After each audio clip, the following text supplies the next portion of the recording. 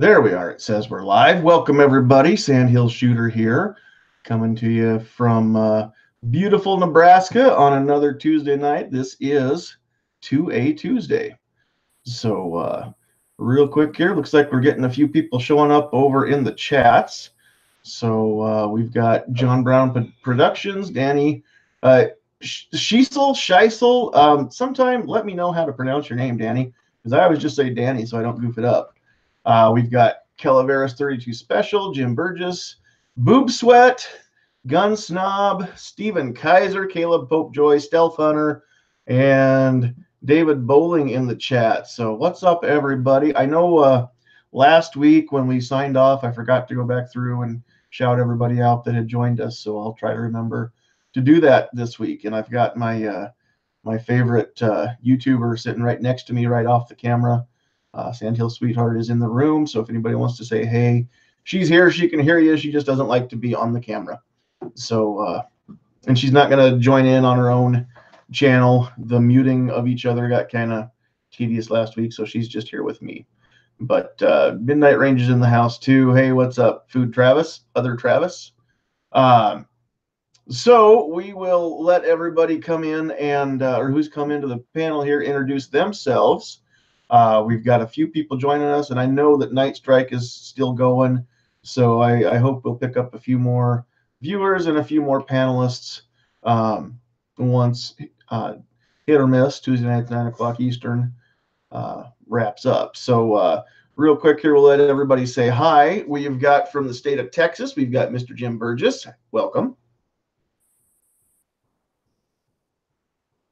I can't find it. There I am. Hi, all. How's it going? Thanks for the invite. Absolutely. He's done now. Okay.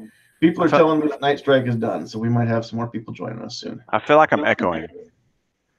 Are you echoing? Is anybody else hearing an echo? Because it's probably my setup. Yes. I can hear it. How about now? No. Nope. Go ahead and talk. Tell me if we're still echoing. I'm trying to run this without headphones if I can tonight. No echoes here. All good. It might not work. I just had to turn my speakers down a little bit. So, all right. Yeah, it's probably not going to echo when I talk, but when everybody else does, let me know if it keeps coming through, guys, and I'll adjust the sound accordingly. But I think we're good now. All right, moving right along from the state of Maryland, we have Mr. David Bowling. What's up, Kingpin? Not too much. Thanks for having me. How's everybody doing tonight? Doing great over here. Thanks for joining us. And then so far in the panel, last but certainly not least, we have from behind enemy lines in California, we've got Calaveras 32 Special. You say that almost every week. When are you going to get that it is last and least, because it's California? Well, it might be least, but I don't want to make you feel like you're not as important as David or Jim. Oh, I appreciate that. Yeah, and you might not be as important as them, but I don't want you to feel that way. I'm not going to be the one to say it. That's really all I'm driving at. Jim's clearly more important than you and I, Calaveras. We just face the truth on that one. Man, you got things flipped upside down. Just because Jim lives in the only time zone that really matters doesn't mean that you guys aren't cool. Just a quick hello from the state that's no longer on fire, thankfully. I was going to ask you about that. That's a good thing. Go ahead, Jim. I was going to ask you about that. I'd read that it was out finally. At least one of them. I'm not sure about the other two. But wanted to say a quick hello to Sandhills Sweetheart, even though she's off to the side. Hope she's feeling okay tonight. And thanks for the invite there, Sandhills. Absolutely. And just joining us, just popped in the panel there. We've got Mr. Squibload. Hey, how's it going? Going all right. We will, like always, we will try and leave you alone a little bit till you get out of the building. Yeah, I got about a little bit less than 20 minutes, but if you say something, I'll try to pop in. Thanks. Okay. That's cool. And if we'll try not to call on you for too much before 10:30 your time anyway. So, all right. Yeah, Eastern time. Oh, go ahead. I said, yeah, Eastern time. Yeah, I know. You're not in that time zone. That the only one that really matters. We know. And then, like I said earlier, my favorite YouTuber sitting off to the side of me off camera, I have Sandhills Sweetheart joining me. Hello. So, like I said, anybody that wants to say hi to her, she is here. She can hear you. And another late joiner, we've got Armament and Axes. What's up? What's up, Sandy? How you doing, man? Good, good. I think this might be the first time we've ever had you in the panel on this show, isn't it? I don't know, dude. I jump into so many, and I've been with you on different shows, and I can't remember it all. They all you know, kind of come together after a while, don't they? Yeah, it does. And How'd you're always off to the side of the chat, or just about always. So, how'd your Thanksgiving go? Pretty good. It was good. We didn't go anywhere. We were just going to be just the two of us, have a whole turkey to ourselves, and I was excited because I was going to have all the leftovers, and then Sweetheart's mom and dad ended up driving over. They live about an hour away, and they came and joined us for supper. So I gave up some of the leftovers so that everybody could have turkey for supper. Not because I'm nice, just because she said I had to let them eat. That's funny, but really, I mean, depending on how big the turkey is, how long does that turkey last, and how long do you want to eat turkey every day? I'm okay with having turkey clear through the weekend. It wasn't that big of a turkey. It was about a 11-pound bird. That's like not, yeah. For 4 people. I mean, we still had some leftover turkey, and I had turkey a couple days ago, and there's enough for a couple sandwiches, I think, tomorrow for lunch. So cool. Yeah. Yeah, I'm not completely stuffed with turkey. My sister invited us over, and we went over and had Thanksgiving there. It was all good, you know. I just glad to hear everybody had a pretty decent turkey day kind of thing, you know. Anybody follows me on Facebook, they know I made a whole mess of gumbo with leftover turkey and carcasses. I saw that. That was good stuff too. Yeah, I've never had gumbo. I don't know if I like gumbo or not, but I was just going to say the same thing. I don't think I've ever had gumbo. Now, gumbo is one of those things. It's like a throw anything in, but you know, I don't think I've ever had it. Yeah, gumbo is kind of like the Cajun version of chili, isn't it? Just take all the spicy stuff you can find and throw it in a pot. Yeah, you gotta know how to make a roux. And I don't, but I don't want this to turn into a food chat. That's true. Because I don't know anything to talk about if it's a food chat. But it was good. That's my favorite part of Thanksgiving food is making gumbo. I'll just leave it at that.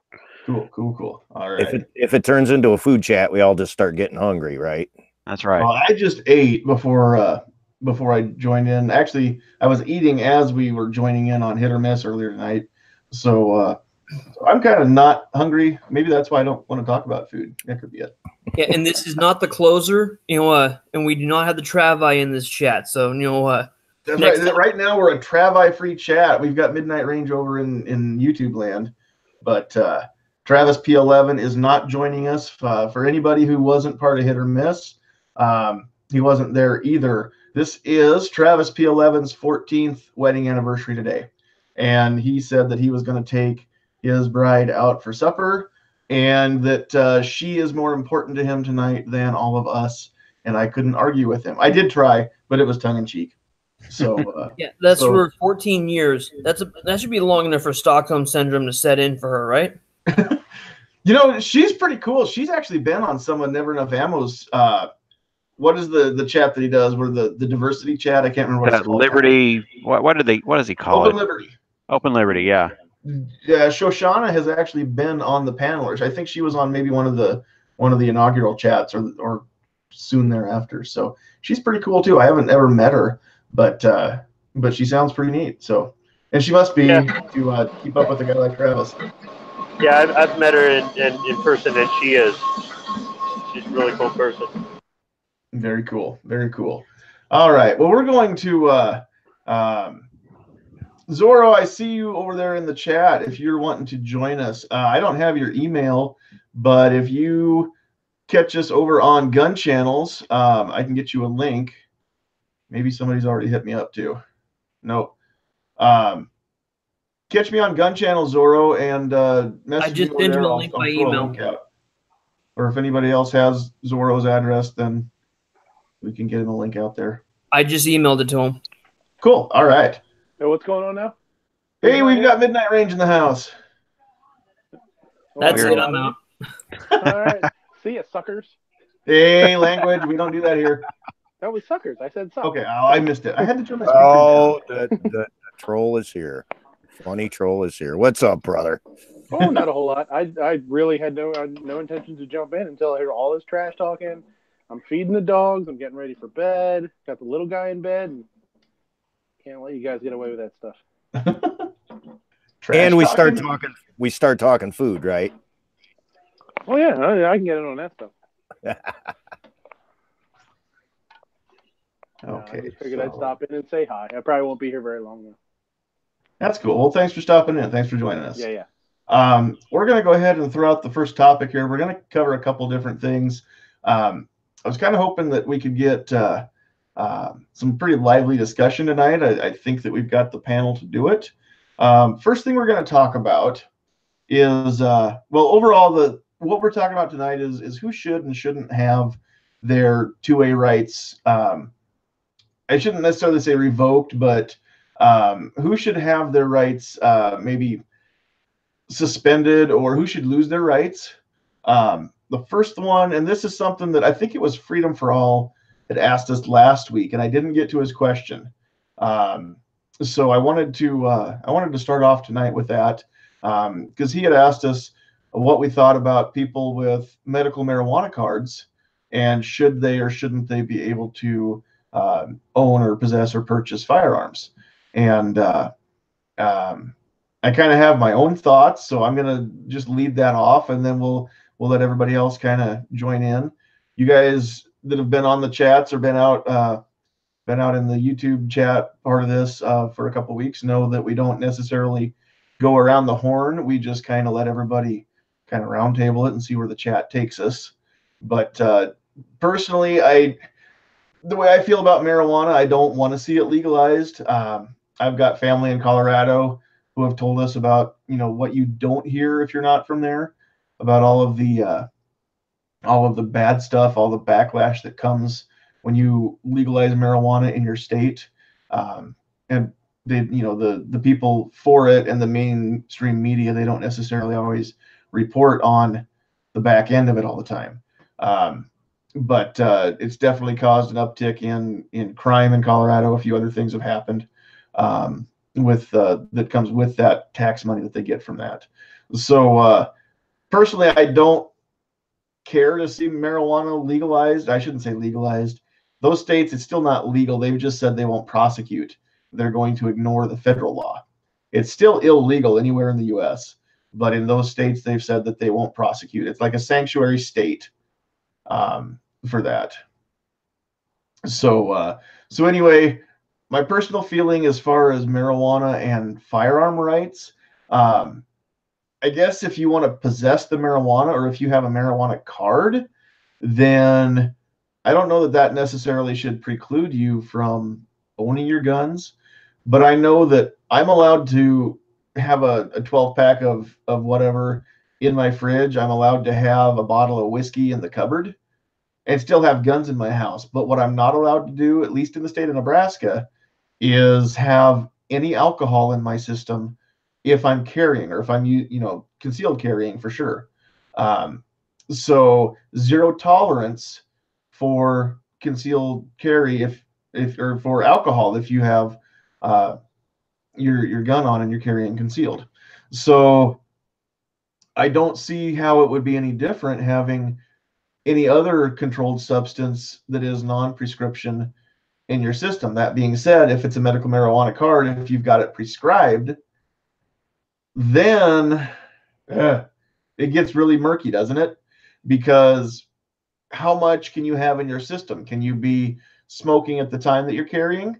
Where do we draw that line of, if you're on prescription painkillers, is that okay? Because they're prescription. Earlier this year, I had neck surgery, and before the neck surgery, I had some hydrocodone prescribed to me to help cover some of the pain. And so, does that mean that I shouldn't be able to have guns? I shouldn't be able to carry? I'm not going to say whether or not I did, but it wasn't illegal if I did, because they were prescription painkillers. I wasn't high. So it doesn't it get kind of murky? What do you guys think? Well, generally speaking, if we're talking about marijuana and whiskey, and I'll stick with recreational usage for a minute, it's not my thing. But I find it very difficult to differentiate obviously being under the influence of either one to a measurable degree. It's a bad idea to carry.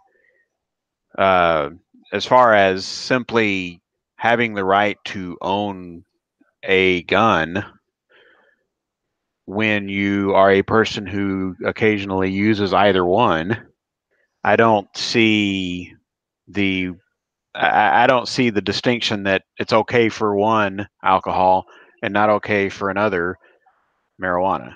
I think those are probably close enough to each other to say why not? Why take someone's rights over one and not over any intoxicating substance?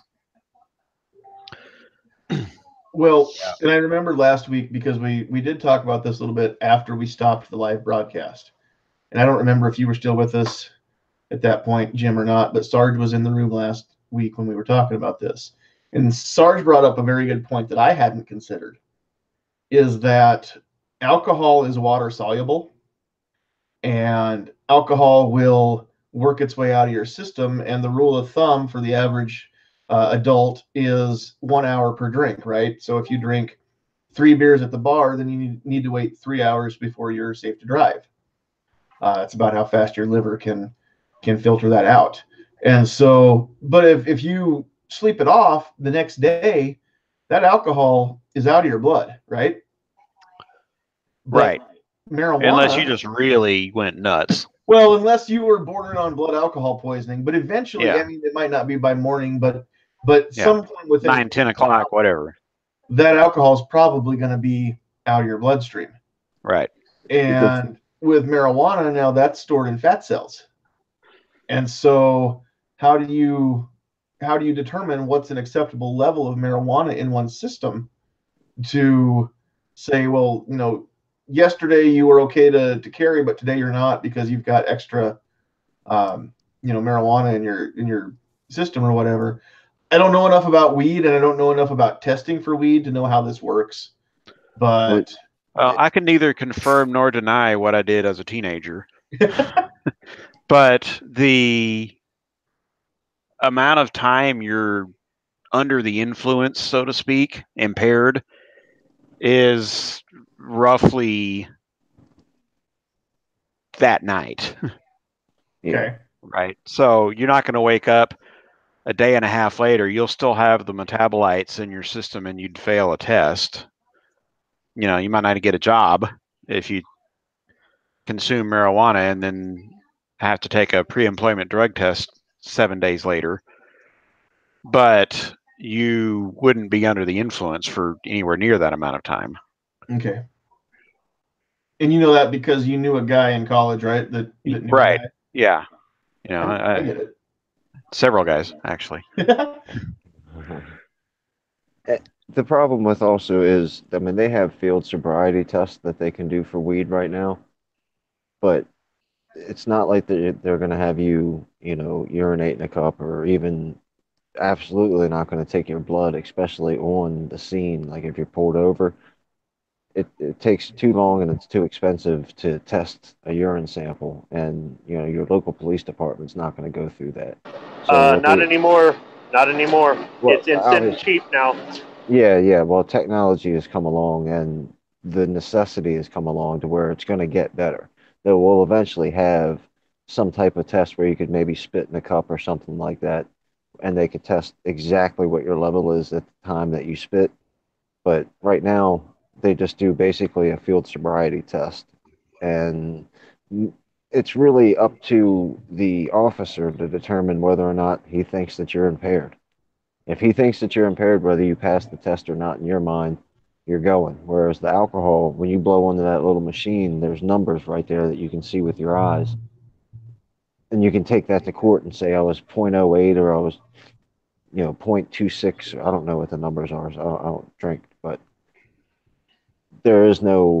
currently there's no test that they can do that'll actually have more than just the officer's discretion on it. I'll say this: I'm a CDL driver, and our blood alcohol content is half of what any other CDL, non-CDL. You know what I'm saying? Right. And I wonder, dude, you made some great points, Sandy. I was listening to you talking. It's like if this and if that. Yeah. Oh man, man, you're making great points. Just remember how weed got made illegal. Go back and look at history and how History Channel had this great thing on illegal drugs and how they got that way. And weed got made illegal illegally, kind of thing. It's a strange thing. But anyway, look, my honest opinion, I did it when I was a kid in teenage years, and but look at what's legal.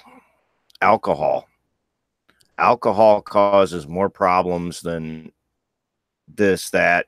Okay, should you be carrying a firearm when you are under the influence of anything? No.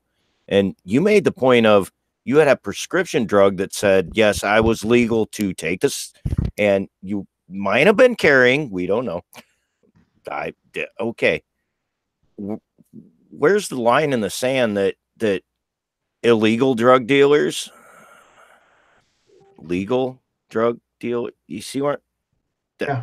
See the point I'm making? And it's kind of interesting that people want to put this thing on people that might smoke weed or cannabis, whatever. Maybe we should have been looking at the people that drink way too much and do stupid things, or the people that abuse prescription drugs and do stupid things. And I don't know. Honestly, I think a lot of it's a big distraction. There's also a whole lot of people who die from prescription drugs using them the way that they're supposed to. Yep. It's not abusing them, but doing exactly what the bottle says, and they still die. Yeah, and here, I'm going to throw this at you. I'm taking care of my 84-year-old mother, and I take care of her meds. And they were a little screwy there for a while, and I had to stop and go, whoa, wait a minute, get with the doctors and go, look, this shit is not, no, it's messing her up, and finally got it figured out.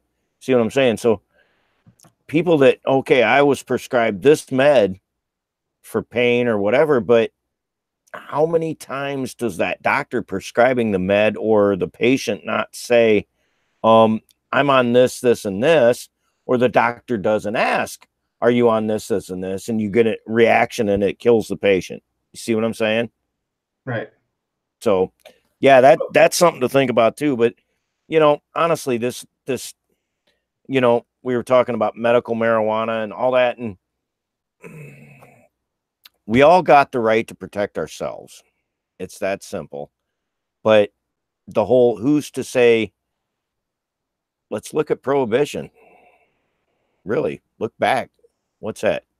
80, 90 years ago, prohibition, and didn't work out so well, did it?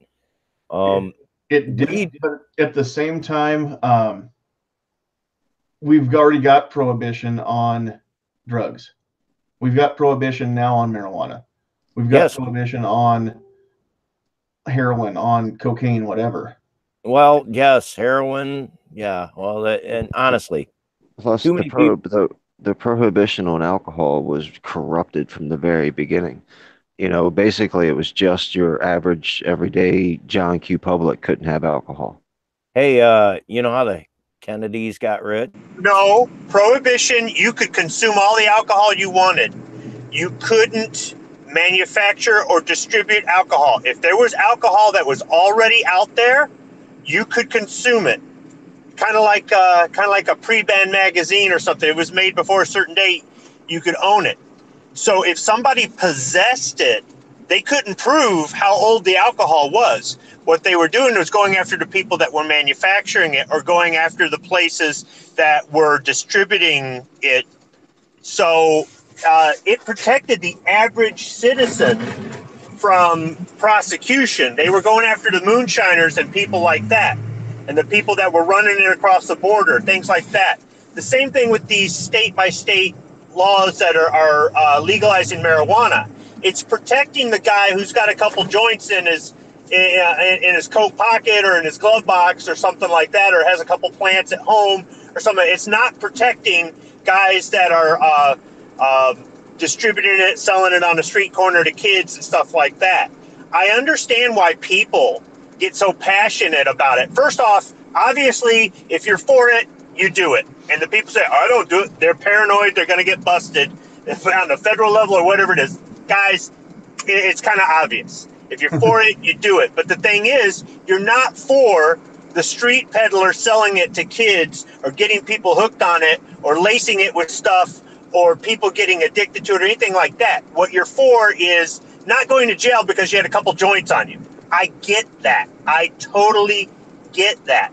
I think that if you look at it from the standpoint of alcohol or certain prescription drugs, if you're not allowed to drive a vehicle or operate heavy equipment while this is in your system, you shouldn't carry a firearm while this is in your system. If you take certain prescription drugs, a doctor's prescribed some sort of painkiller or something, you were in the emergency room, whatever it is, you've got that prescription from the doctor saying this was legally administered to the patient on this day, this time, or has a script for this. And if you go take a drug test for work and you pop on the drug test because you're taking a legal prescription drug, or it's still in your system because you're in the emergency room 2 weeks ago, you've got a doctor's note and that's your out.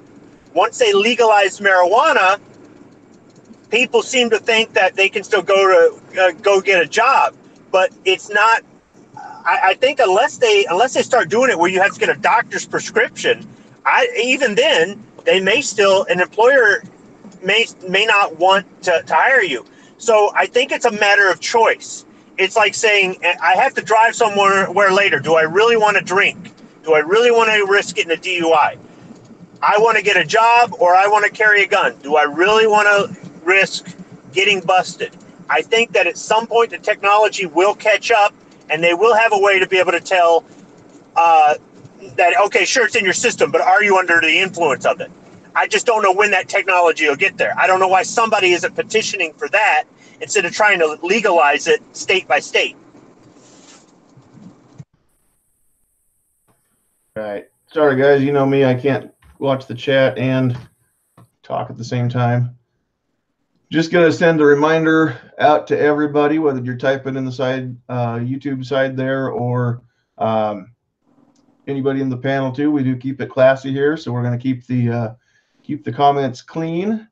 And those of you with wrenches, help me out, kind of keeping the language policed up a little bit. We're not gonna allow the bad language in there because I don't want somebody coming back through later and hearing some stuff. I've got a lot of family members who I try to keep it classy, you know.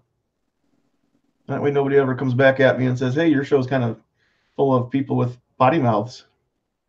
So anyway, I'm not judging. I've got a potty mouth too. I just try not to do it when I'm on the air.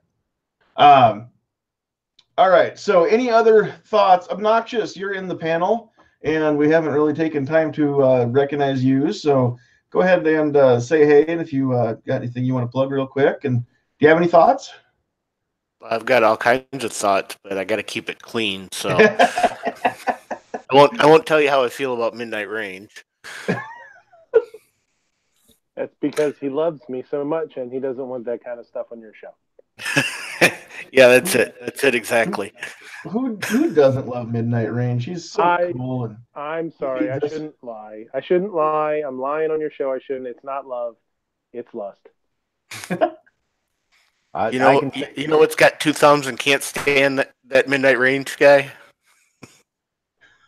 Dude, your wrists are so limpy you couldn't raise both thumbs at one time. What are you talking about? You got to use one hand to hold the other up. I will cut you. I will cut you, Fry Cook. All I can say is Midnight, the you crack me up. Doesn't matter. Chat, podcast with you. We hang out, and yeah, it's fun. I always call you the friendly, happy troll because the stuff you say always makes me laugh. So, all right. All right. Any final thoughts on medical marijuana or prescription painkillers and possessing or carrying firearms? I'm troubled by medical marijuana even more than recreational, because these states that issue cards for the stuff for specifically for medical reasons, whether that be pain control or somebody thinks it's helping their Parkinson's or whatever, seizures is another one. That really does get you into the, yes, it's an intoxicant unless you have a card in Texas, in which case it can only be CBD, which is not the same. So just having that card is similar to having a prescription to a painkiller at that point, whether it's opioid or synthetic opioid or whatever. And again, you wouldn't start taking someone's gun rights away from them because they had surgery or broke their knee and took opioid painkillers for a week or two. Right. Right, but it's at a lot of these weed pharmacies, you can get sales. And no one has ever in the history of pharmacies went into the pharmacy and got 10 free Percocets because they bought 30. And that's one of the I have a huge problem with the medical marijuana. I prefer that people who need the medicine be on one side and say, hey, let us stand over here and fight for our medical rights. And then everybody else stand on the other side and say, just get the government out of my lungs and let me smoke weed if I want to, which I understand would come with all kinds of regulations, just like cigarettes. But there's so many holes in the medical aspect of the marijuana argument that I just think it's a really flawed way to look at things. You don't, no prescription. Have you ever buy one, get one free prescription? And you can do that with weed.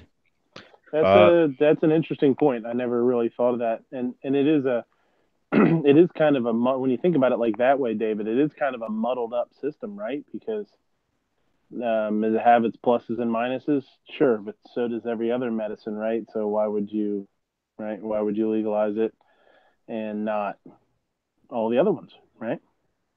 Well, Midnight, I was going to say the same thing. You're like, why do you legalize this? Why do you legalize that? You got to look, a lot of the prescription drugs that are legally prescribed, and we're talking about carrying under the influence of anything. But a lot of the prescription drugs that are prescribed are opiate derivative, and it's not it's about an inch from heroin. See what I'm saying? And if you do enough of them, but the law says you can take this and carry, but if you look fine line, the law says if you're under anything, you can't carry. So, the fine line between what's medical, what's recreational. See where I'm coming from? So Oh yeah. Well, and I think too, at the end of the day, whether it's legal or not, we also, as responsible gun-owning citizens, need to decide. And it's something that I think everybody maybe needs to decide for themselves. But whether it's legal or not, is it a good idea to carry? Am I so impaired that it's just not a good idea? Is it worth taking a chance? Is it worth taking a chance that, if I have to run down to the corner for a gallon of milk, something bad happens and I have to use my gun to defend myself? Am I going to go to jail because I took my prescription painkiller an hour ago because my shoulder, my knee, whatever, was aching? Is it? Yeah. You take a chance either way, right? You take a chance of going unarmed. You take a chance of your arm if you carry it. So, it's, again, that's something that we can't answer for each other. We can only answer for ourselves, and it's going to depend on circumstances. Go ahead, guys. I was going to say something, but go ahead. Well, go on. I was just going to say, the level of impaired, you're running 2 blocks away. And this is the thing. Okay, do you leave your pistol at home and take your knife? Do you leave your pistol where it's always been for 15 years and never touch it if you were impaired, but you're going to the corner store? Man, that it's such a fine line. Do you? Well, I mean, Even if you walk to the corner store, you see what I mean? Mhm. So, well, I think that's what we're talking about. I think when it when it comes down to it, and and Sandhills was saying like it's up to you. It is, but it is a pretty sticky situation, right? Because everybody handles things differently. Everybody's tolerance is different, and everybody, if you would get into a defensive shooting, what levels of medication, quote unquote, are appropriate in a questionable shoot. If there would be some sort of, and of course, I mean, whoever's somebody's going to civilly sue you probably. So that prosecutor, of course, is going to come back with, well, he had this in his bloodstream. What level are people going to, be okay with, and what are people not going to be okay with? There's really no way to tell that. Everybody's different. You're always going to have an a-hole prosecutor that is going to try to make an example out of you, or is going to try to take the law to the nth degree to go after you if he's anti-gun or anti-self-defense or that sort of thing. But it's kind of common sense with any of this stuff, whether it's legal or illegal, whether you got a prescription or what. If you can't drive a car, you probably shouldn't be handling a firearm. I mean, it's just kind of common sense. So if you're on something that doesn't impair your ability to drive, or it's metabolized in your system, or, oh, by the way, it's 1 drink per 50 pounds per hour, but if you have a tolerance, it can be more. If you don't have a tolerance, it can be less. And there are other things that affect it, such as age and a few other things. But you can't use that standard every time, because you're going to have one person that they seem to fit within the standard, another person 1 drink and they're bombed, and it's just so it's a matter of judgment. If you can't operate a vehicle, you probably shouldn't be handling a firearm, carrying a firearm, that sort of thing. I don't think it should impair you from being able to own one, being able to have one in your home, and when you're not on it, you're not impaired, carrying it, taking it to the range, doing whatever. But there are some things where you have to decide what's more important to you. If you cannot take your gun everywhere. There are places where they legally will not allow you to carry your gun. So do you suddenly not show up for court because you can't bring your gun into the courtroom? No, you go to court when you're supposed to go to court. Well, if you are impaired, but you need to go to the corner store for a carton of eggs or something, whatever it is, you're already risking something with public intoxication, even if it's not alcohol. But you don't carry your gun. Say, oh, well, what if something happens? Well, what if something happens in the court? I mean, I'm not saying that you shouldn't have the right to carry a gun. I believe we should be able to take it anywhere at any time, period. And you should face prosecution if you use it under bad judgment, whether you're impaired or not. If you're stone sober and you just decide to shoot at the getaway car, that's kind of, not right. I mean, that's not what we're caring for. So, I mean, it's the same sort of thing. Unfortunately, I don't think you're going to find that there are enough prosecutors out there that are fair and will look at it objectively. And I don't think that there's no guarantee that somebody who legally has the right to carry a gun, is trained with it, the whole 9 yards, is always going to do the right thing if they're impaired. There are going to be some people to go, I don't care, I've got my rights. And, what would happen if you were on some sort of pain medication for your knee and you decided to walk to the store, armed or not, and you're really out of it? Would that be public intoxication? Yeah, that I don't know the answer to. We've got a lot of questions that I don't know the answer to. That's kind of what we're discussing here, is stuff that I don't necessarily know that I know exactly what I would say is the right answer. Tons of it is situational, though. I mean, you've heard it tons and tons of times where they say, impairment starts with drink 1 or whatever. So whether you believe that or not isn't really up to, that's not what we're talking about. But to some extent, it's true. Whether it's enough impairment to cloud your vision, or whether it's enough to make you make a bad decision, or whether it's enough to make you, put a little bit too much trigger pressure on. That's something that, we can't really know, because we're, that's like a science thing, right? It's science. But, if people say, well, I don't carry ever when I drink, or I won't, I won't drink when I carry, I should say that, because, most of the people think that way, like I do. I don't, carry if I drink, or drink if I carry. But, where's the line, right? I don't know. It's very, very up in the air. Lots of stuff. Make a personal judgment call and know that you assume a risk. Yep. Yeah. All right. We're going to keep moving unless somebody has something super, super pressing. And you know what, Zorro, you've been in the chat here for a while, and we haven't said hi. And you've been kind of quiet. Zorro, what's up, man? Oh, hi, guys. How you guys been? I've been good. Yeah, we're Can't complain. Shouldn't complain, at least. That's right. Zorro's repping that Allen Anchor stuff. Yeah, he is. Must be that California connection, huh? He probably gets it. He probably gets it on the cheap. Cheaper shipping. It's closer. Calaveras, where's your Allen Anchor stuff? To be determined. All right. I'm telling Angelina Allen Anchor, jump on the Daily Gun Show sometime. Angelina's on there quite a bit, I think, or at least she used to be. And, I'm ratting out Pickle. You're ratting out Pickle? I'm ratting him out. I'm going to tell Angelina that he doesn't have any Allen Anchor stuff, and oh my gosh, that'll be it for Pickles. It's time to make a tactical pickle patch. Thanks a lot, right. Doc. We're going to move on to the next topic, and it joins this one really, really well. We're going to move away from prescription painkillers or medical marijuana, but we're going to talk about the stigma on mental health and mental health disorders.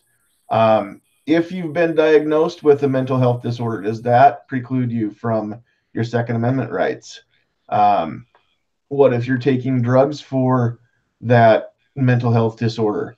But what if it's not PTSD? Maybe you've just been diagnosed with anxiety and you're taking, what's the drug, Xanax or something like that? I think that they prescribe a lot of people for anxiety. Does that mean that you shouldn't be able to carry? Because I know a lot of people, I know several people, like friends of mine, who I know are taking something. I don't know what the drug is, but they have got a diagnosis of anxiety, and the meds balance them out, and they're quite level-headed. I think the super vast majority, and I think this is where you can get really dangerous really quick with talks about mental health, because every time something bad happens, we start talking about mental health. I think the super vast majority of people who are diagnosed with some sort of mental condition, even PTSD, aren't any danger or aren't really going to be a danger of becoming massively violent or even mildly violent enough to start killing people. And I think we need to dispense with that pretty quick. I have a question. I mean, it's my opinion, but the first thing I would have to say is, how do we determine who's mentally unfit? What's the parameters? Because in my opinion, if we say mentally ill, or not mentally, but mentally unfit or anything like that, and mental health, we're going to have to determine, in a sense, like a middle ground on what's kind of red alarms and what's not, because kind of like, I'm just going to use his analogies, like saying Latins. There's a whole bunch of different types of Latins, but which one specifically, kind of? Zorro, Jim, I totally agree. It's like this whole mental health thing and trying to determine, and it can go way back to the Patriot Act if you really want to get into it. But who do we determine that? It's getting to the point where you can go, oh, my neighbor is a shooter and he collects guns and he's got lots of ammo. The whole red flag law crap, and it's really getting to the point of who, what, how. too many Yeah, laws. what's the measure? What's the measure? Is the There- guy I was going to ask that. exactly. And Exactly. that's what will end up happening is they'll say every time there's one of these mass murders, our community's quick to go, they're crazy, it's mental health, to try to push it off on that because we want to deflect. We want to deflect, and it's not that we're responsible, we're just trying to protect our rights. And obviously, the person has to be crazy or evil or both. And you can't regulate crazy, you can't regulate evil. But the problem is now you get them going, okay, then we'll just take the guns from the crazy people. We go, yeah, that's it. Then they call everybody crazy. Well, Right. I wanted to ask, and you know what, under the mental health banner, that's where, because technically, as Jim mentioned, PTSD is a mental disorder, OCD, anxiety. What level of, with some of these discussions, what level of quote unquote mental disorder, would apply to, in your guys' opinion, to some of this versus which ones wouldn't? So if you're institutionalized, you don't have access to a firearm. If you're institutionalized against your will. Well, I'm just saying, if you're that crazy, you're probably locked up. That depends. That depends. That's true. No. Yeah. In Illinois, if you, and I'm not sure if this is still the law, but if you had been even voluntarily committed yourself, you couldn't get a FOID, which is firearm owner's identification, for 7 years after. When you put it to a point where you can't even voluntarily go get help, then people are going to go, I'm not going to go get help at all. It's just like when they have it on the when you go to a new doctor, when you change your medical insurance or whatever it is, and you're filling out the paperwork, and down there they're asking, is there history of heart disease? There's a history of cancer. Do you have a firearm in your home? Wait, what the heck is this? So yeah, you kind of run into a situation there where people are not going to volunteer this stuff if they're afraid they're going to get put on a list. And then you are going to have people who need help. And it might not even be for something that bad. It might be some anxiety, or it might be some depression, and it's mild. But they might need a little, a counselor, or maybe some medication or whatnot. And this is all normal stuff. Anybody who says that it's normal not to have something or have something during the course of your life, I don't think they've lived enough life. Everybody has something going on, or has had something, or will have something go on that is going to create some sort of situation. I mean, the broad term would be to say everybody's got a little crazy in them, and there's nothing wrong with that. It's when people don't want to talk about it, though, and then nothing gets done because they're afraid if they talk about it, they're going to end up on a list. Well, and there's also that they're afraid that if they come forward and get help, that whether or not they're on a list, they're going to be told that they can't have their gun, they can't go hunting, they can't defend themselves, they can't defend their families, and it's messed up because we probably all know somebody who, they're just kind of maybe not right. They're a little on, and I don't want to keep throwing around the word crazy loosely, but crazy in the sense of, we've got that crazy old uncle that, is just that goofy guy or whatever. We all know somebody who's a little bit out there, right? Who everybody that knows them is like, that dude might not be entirely stable. And if you know that person has guns in their home, then, you kind of wonder a little bit about them. But they've never committed a crime. They've never conspired to commit a crime. So, they've never been diagnosed with any kind of a disorder, versus the person who functions fine and you never know anything was wrong. They've never come forward. They've never been treated. They've never been diagnosed, but they just can't take it one day, and they get to that breaking point where they snap, and bad stuff just happens, and they choose to, lash out, whatever, they commit a crime. so many times we even when we change the discussion from gun control to mental health issues, after a tragedy occurs where somebody has done something bad with a gun, and we can talk about mental health, and then people will always say, well, that's what we're talking about. We don't want to take away all the guns. We just want to get the guns out of the crazy people's hands. Well, but we already how do have. you minority report that Right. snapping point? It's impossible. Minority Report is the absence of due process, and that is un-American. There are some things that are just un-American, and the absence of due process is that. It takes away one of the things about our country that makes us so great.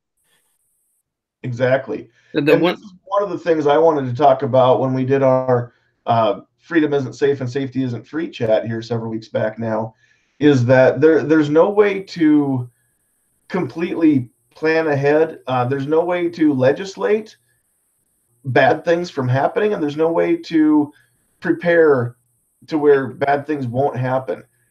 Evil exists in this world, and anybody who doesn't think so is wrong. And it's my chat, so I get to have the final word on that. But anybody who doesn't believe that there is evil and people will do evil things really has not spent any time in the real world. Sandy, it's your last word, but what you said is, it's something. I'm 52. I've been following this crap all my life, and it's like it just keeps nitpicking a little more and a little more, and it's one. This is the thing that people do not understand. You look all over the world, and these laws don't work. Laws affect law-abiding people like us. Yep. This is the thing. We are getting to the point where we are defenseless, and we're going to be. Think about it. We're going to be the food for the savages, right? The problem with the mental health thing, when the way I look at it, is currently there's already an abuse of the mental health genre of medicine because there's so many people on so many different drugs now. And that seems to be, you got a kid that likes to run up and down the hallways because he's got a lot of energy. So the parents take him to the doctor. The doctor puts him on a bunch of drugs. And so right now, currently, all kinds of what I'm going to call misdiagnoses are out there. People who aren't really needing the help that they're getting, and they've been told by the doctor, this is what's wrong with you, and here, take this medicine. When the government takes over, which they're going to do, if the gun control people are successful at pushing the mental health condition, everybody will eventually be deemed mentally unfit to buy a firearm. Yes, Yep. exactly. I mean, if you look at any person, and you can always say, well, that dude he's not in the right head. He has too many guns. He goes to range too much. He buys too much ammo. Why is he bringing that many ammo cans into the house? Yeah, that's kind of what I was getting at. It's like, slowly you're gonna start. Your neighbor looks at you and goes, "Oh, he took crates of ammo."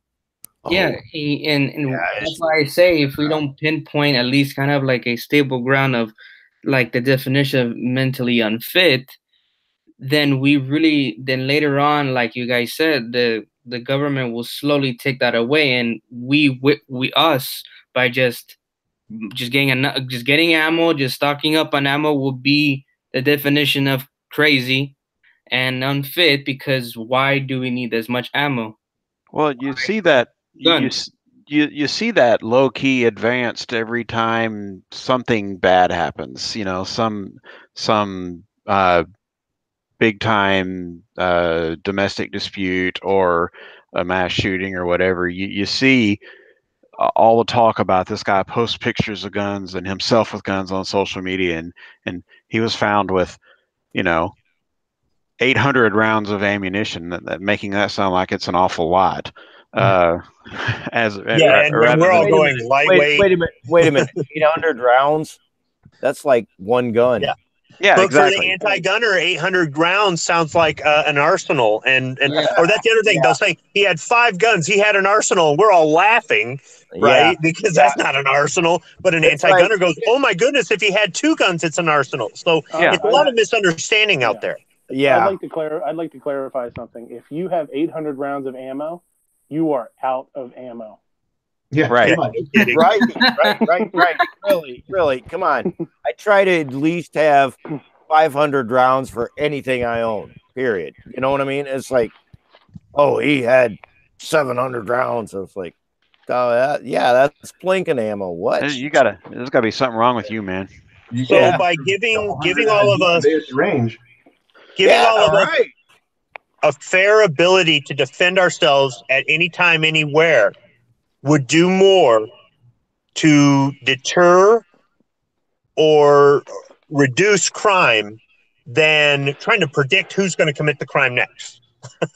Okay, I want to address something that's going on over in the YouTube chat because there's a little discussion about, and I want to draw a huge distinction between mental health and IQ.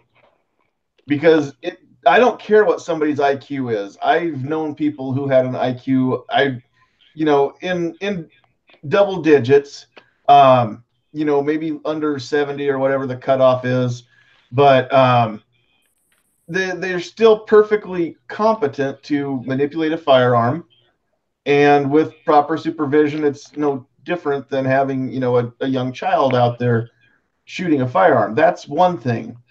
If somebody has a mental health issue, then they might have a 180 IQ and still not be willing to obey laws, or what have you.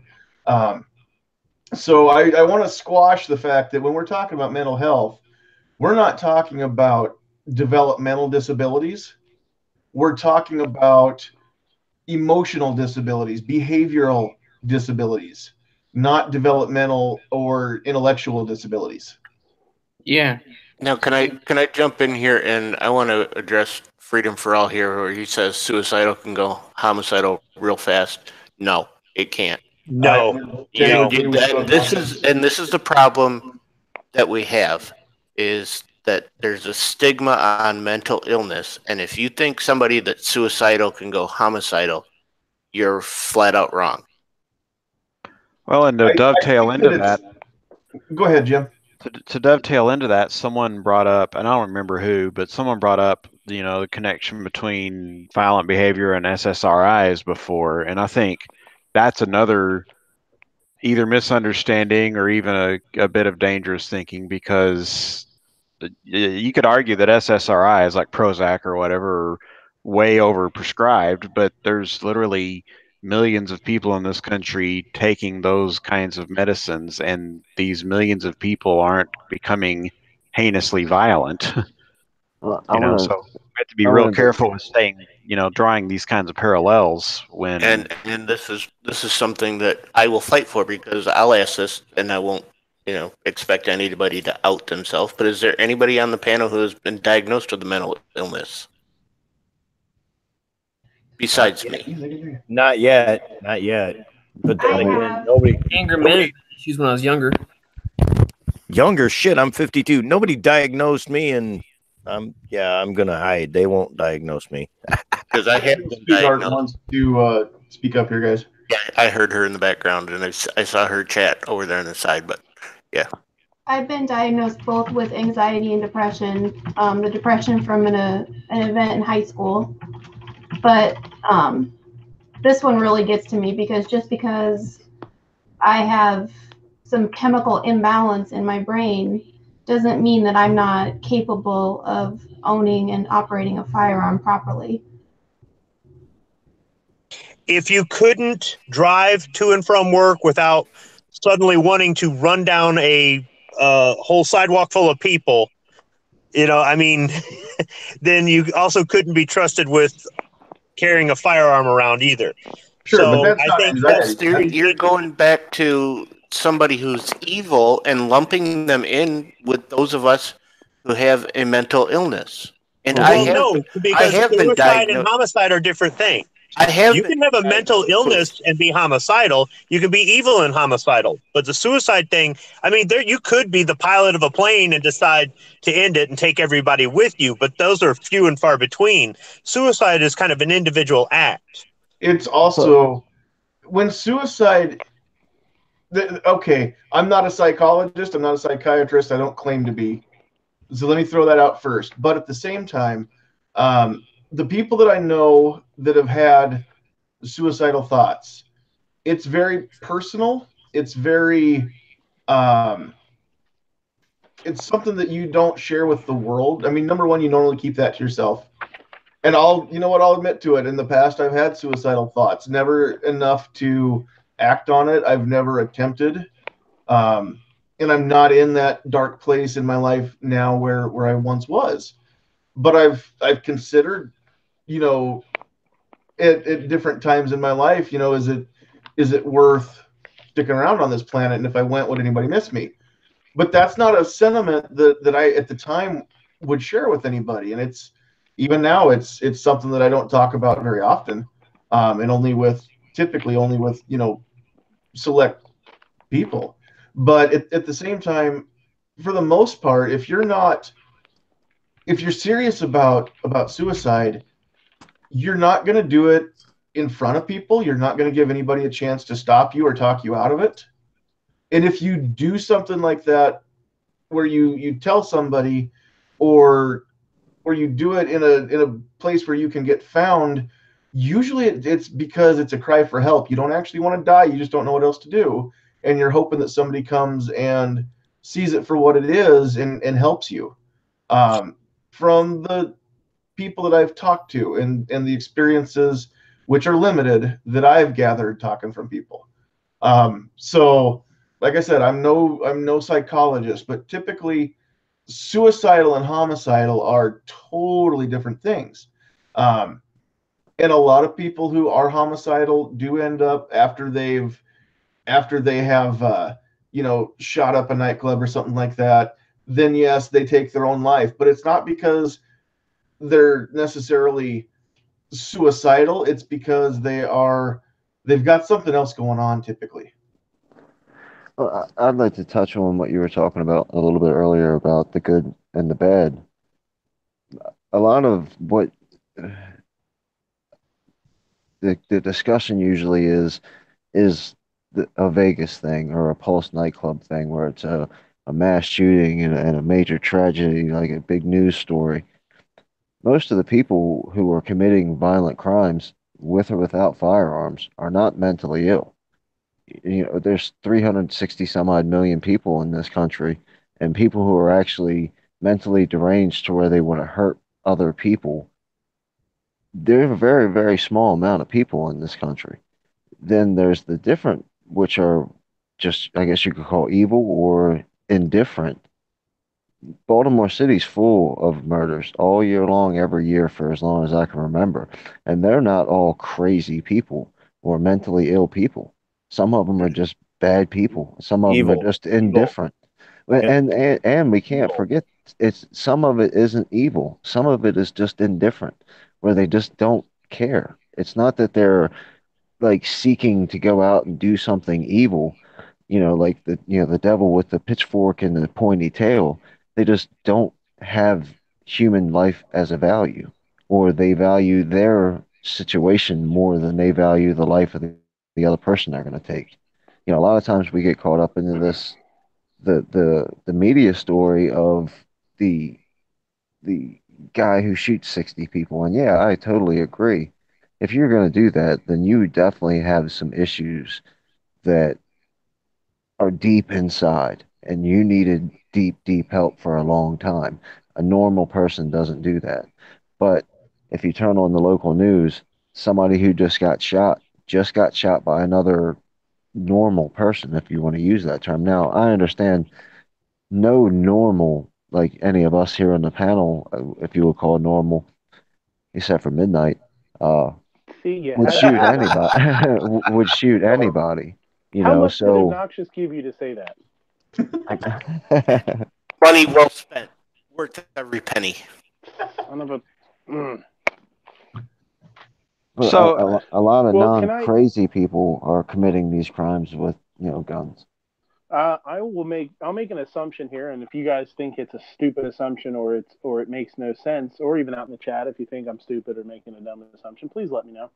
I would think that most or many of the people that commit murder or suicides are more interested in committing the murder than the suicide. You look at some of the nightclubs and that kind of stuff. We're talking about mass shootings. I think they want to do damage. They want to cause hurt. They want to cause pain. They want to do that kind of thing. And then, after that's all done, they realize that they're is going to be worthless after that. And that probably then is the next logical step for them. Well, I don't think it necessarily goes the other way. And people that assume that it would go the other way, I think, probably that's probably not correct. I think a lot of those mass shooter type of people who end up killing themselves, just, like you were saying, kind of, is they've done a bunch of damage. Now the good guys have showed up, and I'm a coward, and I don't want to fight it out with them, and I don't want to go to jail for the rest of my life. So Not I'm only just gonna. that, think about it. These people that commit these mass murders, they're taking people's lives away from them. They're taking these people away from their loved ones. They're doing all these things. If they do suicide by cop or kill themselves outright, how many questions are always left unanswered because there's nobody to interrogate? They're taking even more away. Now they're not only taking loved ones away, they're not even giving the families closure. So Squib, it's that honestly, oh God, you're hitting a good point. These guys, all right, all these laws being based on these mass shooters, and nobody gets to interrogate the shooter. And when the shooter doesn't get shot, he gets whisked away, and we don't hear about him. There's a couple of those mass shooters that, oh no, we don't. They didn't kill him. He's over there. So that goes back to the whole wanting to inflict the mass hurt. How can you make the hurt even more? You take the closure away from the families. And then what do they do? They go blame the inanimate object. If somebody decides to drink and drive and get behind the wheel and T-bone a minivan and kill the whole family, they don't blame the car and they don't blame the alcohol. They blame the dirtbag behind the wheel who made bad judgment and then some. But they when there's even when they do get the mass murderer and they do interrogate them, they do get whisked away. There isn't a whole lot of closure there, and that's why one of the reasons, I don't think it's the only reason, but I think it's one of the reasons people turn towards that inanimate evil object, especially if they don't understand them, especially if they don't like them. I could see somebody having a handgun in their nightstand to protect their home, but not being a gun guy, and then somebody they love gets killed with a gun by a bad guy, and they decide to get rid of the gun. But if that same person got run over by a car, would they get rid of their cars and not drive to work anymore? No, they'll get up the next day and get in their car. So what's with the whole inanimate object thing? Ban Buick Regals, right? Oh shit, that's saying my age. Shit, Regal. Yeah. Anyway, right. Ban an inanimate object because one guy did. But when the families don't have closure, they're looking for closure and they'll go after anything. If you have somebody die mysteriously and the medical examiner can't find a cause, you're left with that hole in your heart. It's not much different than when they go, we can't explain why this person just went nuts and decided to shoot up a nightclub. Honestly, it nothing like shoot up the nightclub or anything like that. But my now ex brother-in-law, he died in a very mysterious way, and they didn't have answers. And it's like, really? And you ask a lot of questions, and it was nothing involved in shootings or anything. He did get shot, but it was supposedly somebody accidentally discharged a revolver, yada yada. You see what I mean? It's like, what, really? And there's no there. It's like, what are y'all, the Keystone Cops? And so when somebody's grieving, they want someone or something to blame. Exactly. and you're looking to go who, what, where, when. And a lot of the anti-gun people, oh, they want to, oh, well, this gun caused this mass amount of casualty. No, that gun didn't. The guy behind the trigger did, and you can't outlaw evil. You can outlaw it. It's still going to exist, and people are going to still do. And yeah. I want to bring up something too that Tread has brought up out here in the chat, because Tread, which I'm not sure, male, female, Tread has asked my thoughts on people with the terminal condition, terminally ill. I'm not sure exactly what you're asking about, Tread, whether we're talking about someone being suicidal, someone being homicidal. If we're, if somebody has a terminal illness and they decide, I'm going to die anyway, I just as well take out somebody before I go, then the illness is not the issue. The terminal illness is not the issue. That person has something wrong with them. Anybody who's willing to take the life of another human being, even if it's somebody that you don't like, you don't agree with, honestly, I think that there's a mental issue there. Now, I might lose some friends over the deal. I hope I don't. But when we get into discussing the suicide issue, I have maybe a different viewpoint than what a lot of people do, because I think that is if someone is contemplating ending themselves, that's their business. And it's horrible. And I'm not going to make light of anybody who's lost a friend or family member to suicide. I'm not going to make light of anybody who has attempted it. So I'm not meaning to be insensitive when I say this, but if I want to take my own life, it's my life.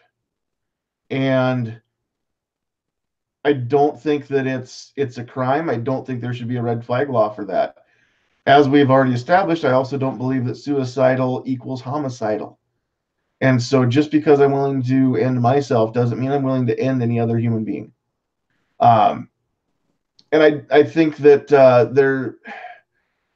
I think that anybody who is in that position, in that place where they want to end themselves, I think that as a whole, I think, again, as society, I think we owe it to ourselves and each other to not hide those kind of feelings. It's okay to talk about those kind of feelings. It's okay to admit you have a problem and get help before it gets there. But at the same time, ultimately, if I decide I wanted to, chop off my hair or get a tattoo on my face, that's nobody's decision but mine. And if I decide that I don't want to be alive anymore, that's nobody's decision but mine. Now, I think that there should be a way that we can, as friends, as family members, and as society as a whole, I think there should be a way that we can get the help to the people that want it. But, at the end of the day, I don't know. I don't necessarily agree with a red flag law, anything like that, for your own protection. This person has talked about having suicidal tendencies. We should take all the guns out of their house. Okay, are you going to take away bed sheets, shoelaces, belts? Are you going to take away knives? Are you going to take away the car keys? There are so many ways that somebody can end themselves. And if they want to find a way to end themselves, they will. I don't think that it means that they should lose their gun rights. That might just be, it might be an easier means to an end, but that doesn't necessarily mean that they don't have that right to take away their own life. I agree it's horrible. And if I lost a family member to suicide, I might change my mind. It might be different for me, but it's their decision to make. And I would feel guilty for not making, not finding out that there was a problem, that they had, some other issue that was underlying it. I don't know much about psychology. I do know enough about it and about counseling to know that A common phrase is the issue is not the issue, or the issue is rarely the issue. And so, whatever you're upset about isn't necessarily the actual underlying issue. And a suicide isn't the issue. It's something else drove that person to that feeling of despair. So I don't know. I feel differently than a lot of people do, and I don't expect anybody else to subscribe to my beliefs or my feelings, but that's how I feel about it. Honestly, dude, I'm feeling part of it, and yeah, I was listening to you talk, and I'm like, yep, yeah. Who are you to say what I can do or what I can't do, and if I decide this is what it is, and yeah, yep, yeah. Hey, Sandy. Well, I mean, I just hope you're good, Sandy. I mean, listen to you talk. I'm like, you all right, brother? Oh, I'm good. I'm in a great place now. Okay. I was listening to your story, and I'm like, been there, done that. You all right? You all right? You all right? Yeah. No, I am totally okay now. All righty, brother. Good to go. Sandhills, I will say one thing. You said that if you wanted to get a tattoo on your face, that was your decision. Can you look to your left and ask if that's really your decision? It is my decision. I'm not saying that my decision wouldn't have consequences, and I might end up being single. He's not looking to his left. He's not looking to his left. I'm actually tattoos. She feels the same way that I do. I think they're dumb. I'm not going to get a face tattoo, but I have that right, and it's my decision to make. Coward. No face tattoo for me either. Come on. However, having said that, I value my wife's opinion, and even if I really wanted a face tattoo, it's not a decision I would make without bringing her in on the decision. Good save. That's kind of how I lean toward the suicide issue as well. And I have to think about that if I ever did get to that place where I was thinking about ending myself. It doesn't just affect me. And having a spouse or a significant other, definitely should be considered if you're considering that choice.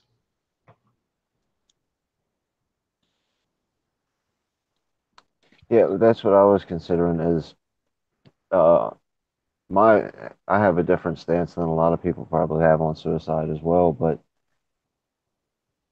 are you going to ask your children? What do you guys think? What do you think of me killing myself? You're going to ask your mom, your dad, your wife, your husband, or there's a whole bunch of other people in your lives. And just recently, maybe about 6, 7 months ago, a guy I go to church with killed himself. And I have a hard time feeling sympathy for him because he left 3 little children behind. And a single wife who they didn't have very much anyway. They were already struggling. So now she's in even worse of a condition. The children don't have their parents because he decided that life wasn't good enough for him, that he was going to kill himself. Now, also understand, I know him personally, so that's another reason why I'm taking the exact tone that I'm taking. I'm not generalizing anything. Everybody has a different situation. And that's the most recent suicide that has really affected me and been close to home for me. And I have a hard time because he left his children behind. Can I say suicide is the easy way out? No, you cannot. Well, screw you, obnoxious. I don't know you cannot. I'm being deadly serious here. No, you cannot, because it's not honestly to us that if you're going to commit suicide, that's your easy way out. On the opposite side of the coin, what he was just saying, how it affects your family, your friends. Yeah. I've heard people say before that suicide is the coward's way out. I'm here to tell you the fastest way to get on my bad side is. I am here to tell you the reason that I'm still alive is because I was a coward. And had I been brave enough to end myself, I probably would have at one point in my life. But I was too scared to do it. But the thing is, though, some people. Nope, we just lost Squib mid-sentence. No, that is not the easy way out. people, the It's not. vast majority of them that Sandhills Sweetheart made a great point. When you get to that point, you don't care about anybody else. You don't care about how it's going to affect them. All you can think about is your pain and how you want to get out from under it. exactly. And that's we had Rob in the chat who was saying it's a permanent solution to a temporary problem. I've had depression my whole life. I'm 47 years old. It's a permanent problem. And not for everybody. Some people have a temporary situation, and by temporary, I don't mean one day. It could be 3, 4, 10 years. But it's a situation that if you work it long enough, you can work your way out of it. Some people get tired, or they don't see the light at the end of the tunnel, or they're feeling so much emotional pain that it's physically manifesting itself on them, and they just want the pain to stop. I can tell you that it does physically manifest itself. Right, I know. On a daily what basis. I'm saying though is the person gets to a point where they just don't want to try anymore, or they just don't feel like they can go on, or they just want the pain to stop. And if that person takes the time to think about, how is that any different than a terminal illness? If we're talking that somebody has a terminal illness, has the right. It's not about a right. If you want to do that, do that. Don't do that. That's not what I'm saying. What I'm trying to explain is why somebody might go to that extreme. The thing is, though, when they get to that point, I think they're so blinded by their condition that they're dealing with, the situation that they're dealing with, the pain that they're dealing with, that they aren't thinking about the other people. And it may not be that they don't love them. It's just they've gotten to a certain point where they're so overwhelmed that they're not even thinking about the other people in their life. And there are some people who think, oh, nobody loves me, nobody cares. It's like, are you kidding? There's so many people out there that know you, that love you, that care. Just because they're not in your face every 3 seconds telling you that doesn't mean, you got to think about all your siblings and your parents and your coworkers, and that's just it. People don't stop to think about the mess that they leave behind when they do that. About the unanswered questions, right? There's no closure. You've got all these people in pain and they're questioning everything. What could I have done different?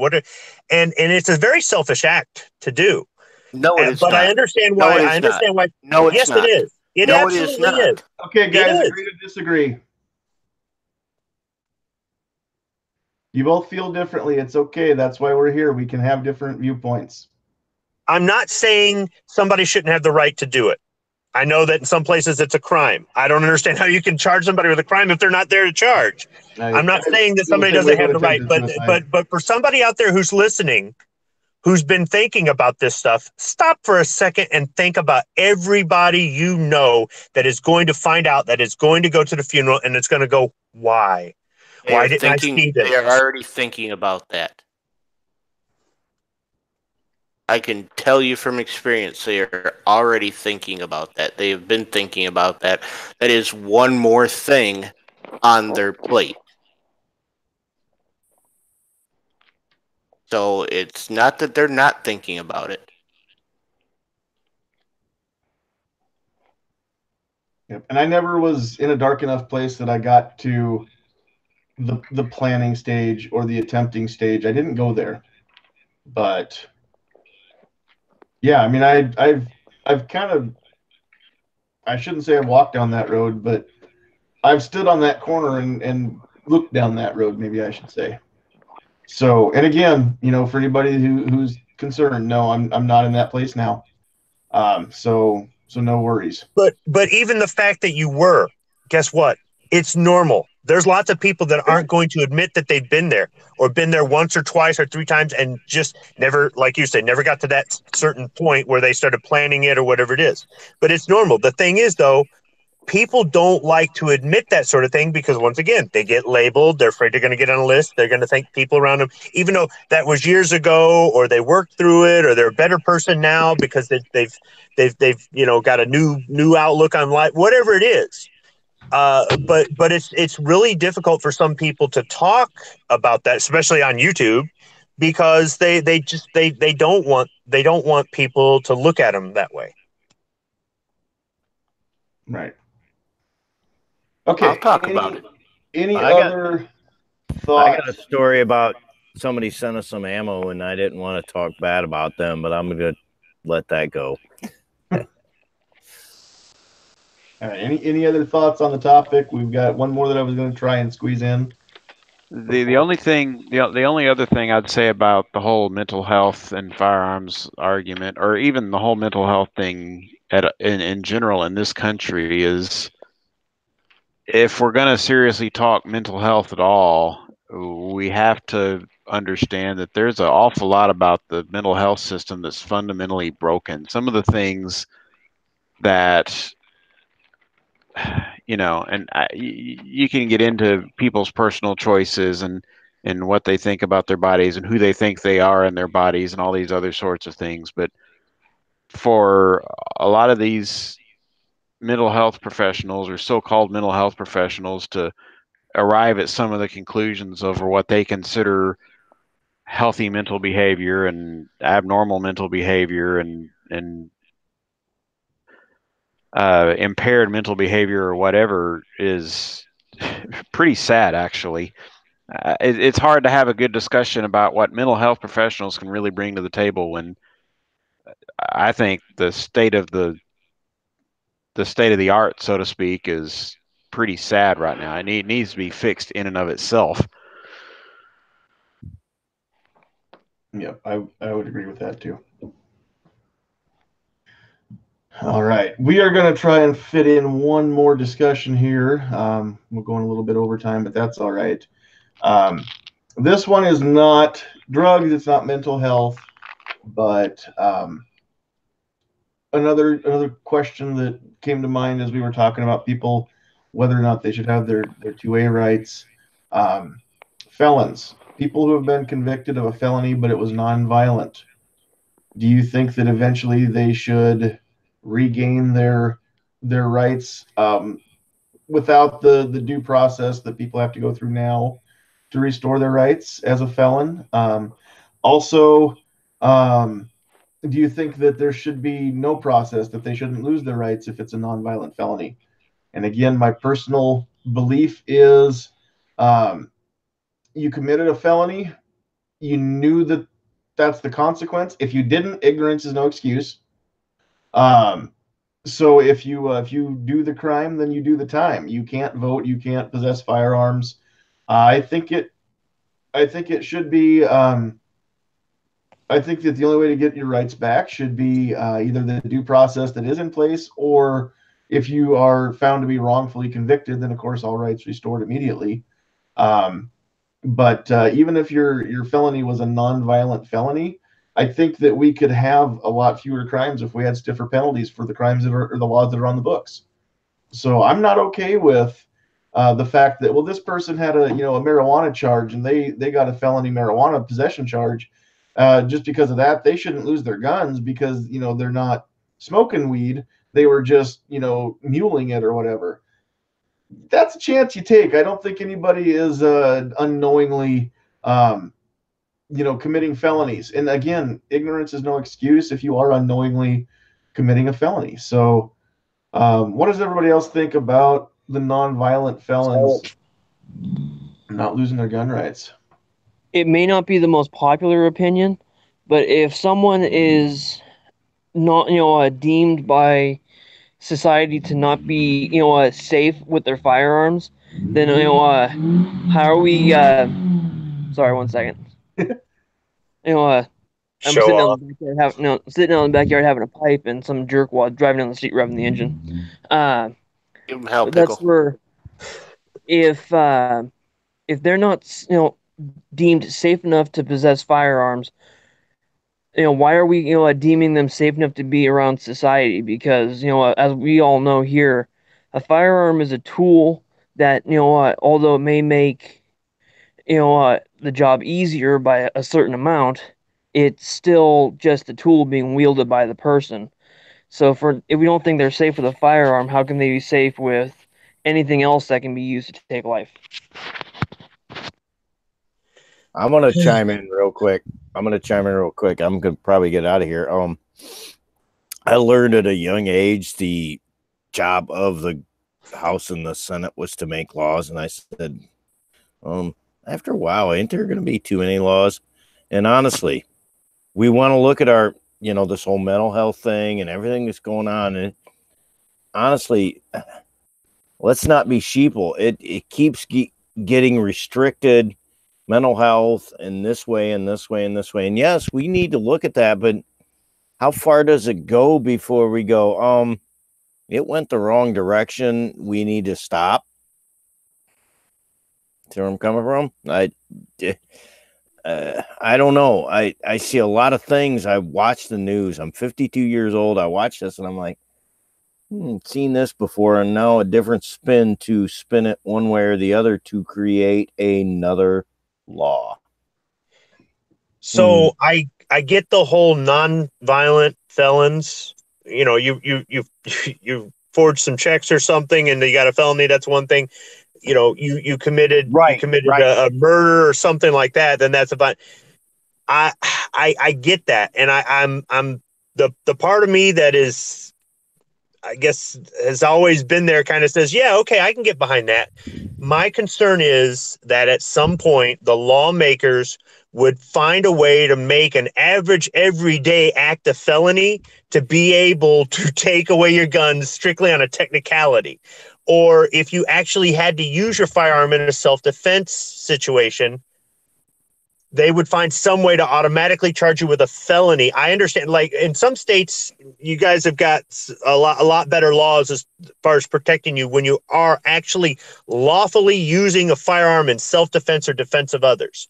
In the state I live in, even though we have the right to carry and all this other stuff, it's not a state that's conducive to not charging you or giving you multiple charges when you actually have to use it to defend yourself. That doesn't mean that everybody goes to jail that night, but it is something I have to be cognizant of living where I live. I can be charged with discharging a firearm within the township, brandishing a firearm, and possibly some sort of homicidal charge, even though it was self-defense. Even if there's witnesses, video evidence, and the list goes on and on and on. And that's not right. And all of those things are probably felonies, or one of them might be a misdemeanor and the others are felonies.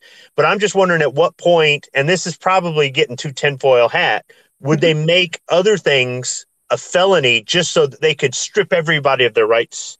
Because now everybody's got a felony that they're trying to expunge on their record. I know that's really already not happening that way, and you already lose your rights as a felon. So one thing I saw out in the chat, I don't remember who said it. I think it was Silence Do Good that said it. But rights can't be taken away, privileges can.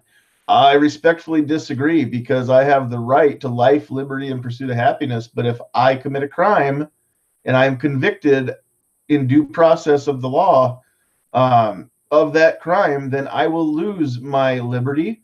I will definitely lose my pursuit of happiness. And depending on the crime, I may lose my life in punishment for that crime. Because you choose to commit a crime and steal life, liberty, or pursuit of happiness from another human being, then your rights are forfeit. So I'm gonna throw something in here, and it might be a little bit along the lines of what Squib was saying, but there's two aspects I look at this from. One is there are so many laws. There are so many felonies. I mean, it's against federal law to transport raw milk across state lines. Mm-hmm. So at some point, you commit a felony. I don't know if transporting raw milk across state lines is a felony or not, but there is a law out there. There is a law out there that is along those lines. That is a felony that you go to jail for, and you lose your rights for at least the period of time you're incarcerated. Well, Sarge gave us two of them. We had this discussion here a couple weeks back. Stealing pine straw in North Carolina is a felony. Stealing a dog in North Carolina is a felony. Right. So there's two ridiculous ones for you right there. One of those two things you're convicted for, you lose your Second Amendment rights, perhaps forever, or perhaps you have to jump through a lot of legal hoops to get them back. I think at some point, and I could even go to, securities fraud or something. You stole from people, but I may be the minority here. I really think that when you are incarcerated for something like that, whether it's a ridiculous law that shouldn't be on the books in the first place, and heaven knows legislators are going to legislate, and that's why it is there, right? But so there's ridiculous laws like that, and then there are crimes where you actually committed a crime. It's you have a victim, you stole money, you did something, some white collar crime like securities fraud. I'm not seeing, unless there's a violent component to that crime, I'm not seeing why you don't get your Second Amendment rights back as soon as you're turned loose of prison. I kind of feel like if any of us are okay with anybody losing their Second Amendment rights for any reason, even if it sort of makes sense in our minds based on tradition or what might be labeled common sense, I feel like an anti-gunner would go, see, you are okay with taking away somebody's rights under certain circumstances. And then they use that as an in to start coming up with other circumstances. Once again, it's still too tinfoil hat. I'm a little bit uncomfortable saying it. So, I mean, I don't know where I fit on this. The problem is going to be that if they decide that they're going to separate to allow certain felons to get certain rights back, meaning the Second Amendment, right, allow you to own guns again if you committed a felony, then there's going to have to be a whole room full of politicians deciding what is and what is not violence. And if you don't think that a whole bunch of stuff that's not violent is going to not be called violent felony, then you maybe Washington. Yeah, I don't know. You haven't watched Washington for a while. Yeah, well, and there are people that consider hate speech to be violent. And that's my exact point. When we sit down and say, "Hey, Nancy Pelosi and Paul Ryan, go determine what's a violent felony and what's not," you're going to come back with a big old stack of violent felonies, and jaywalking is going to be one of them. I mean, I'm just being hyperbolic there, but. Well, and that's probably, and again, this may be something that a lot of people don't agree with, is I take the approach of, and I think somebody else mentioned it, maybe it was in the chat, if you are safe enough to be released back into society, you're probably safe enough to have your Second Amendment and all your other constitutional rights placed right back into your hands. And if you're not, then why are you being released from prison? Well, my dad actually asked me this question the other day. He knows a guy that is just been released from jail for committing a robbery with a handgun. So obviously those are felony charges. And my dad saw him in the store the other day, and he was like, "Hey, how you doing?" All this kind of stuff. The dude said he was buying hunting supplies, so he was going to go out hunting with a firearm. And my dad was like, "Is that even legal? Can he even go hunting if he just got out of jail for committing a felony, robbing somebody with a handgun?" And I was like, "Yeah, of course he can't have a gun if he's a felon. He can't have a gun, not in Maryland, not any kind of gun." I don't know. I don't necessarily have a problem with that. I think that we could cut down on crime if the penalties were stiffer for certain crimes. And you have to enforce them. I think we need more punishments of the laws that we have on the books. Let's enforce those. I think we probably should do a combination of that and take some of the ridiculous laws off the books, or at least leave them to the states. And I agree with that. And that comes back to what we all better have done a couple weeks ago, is vote and get the people in the legislature that are best going to represent how we feel. And unfortunately, for a lot of people, a lot of states, as far as the House goes, the people who feel differently than us spoke louder, or there are more of them. And that's, whether we like it or not, that's the way this country, our government is designed, and we can't always have everything go our way, right? But, True. But We again, if there are enough of us that feel the same way, and we all get together, then there's what 100 million gun owners in the U.S. If we all got together on a unified front, what legislator, what representative would not do what we ask them to do? I mean, we're almost the majority. We're a definite plurality in most states. If we all would rise up and be united in our voices. So, yeah, I agree. There are a lot of dumb laws, but the fact is, right now, whether we like them or not, they're the law. And so, again, you need to know what the laws are. Don't break them. And if you do break them, then bad things are going to happen. And one of the things you're going to have to face is the fact that you might not ever go hunting again. That should be something that one considers before committing the felony. I can get behind that with the caveat of you better do your research and learn what the felonies are. Obviously, there's some learn what is and isn't a felony, but I mean that My- again goes back to being responsible, right? My friend Also, and I joke. if you take the Second Amendment rights away from violent felons, it really isn't going to change anything, because if they want a gun, they're going to get a gun. That's true. They've already committed a felony and done time. Do you think they're really afraid to go get a gun illegally? Even if it's just for air quotes protection. I don't think that for 1 second that they're afraid to go get an illegal gun, which is why I will fight tooth and nail to keep my legal right to keep my legal gun with me every place I go. I don't believe in gun-free zones. I wish that gun-free zones would be abolished. I don't understand why it's okay for me to carry a gun at Walmart, but I'm not allowed to carry it in school because somehow I'm just magically more dangerous, or I become a danger to others if I'm on a school property. I don't believe so. I think I should be able to carry in a bar in Nebraska. I'm not allowed to right now. If I choose not to drink, then I'm not in any way impaired. If I choose to have alcohol in my system, I'm already, I believe in zero tolerance for carry. I don't think that you should mix guns and alcohol. So if you drink, don't carry, don't drive.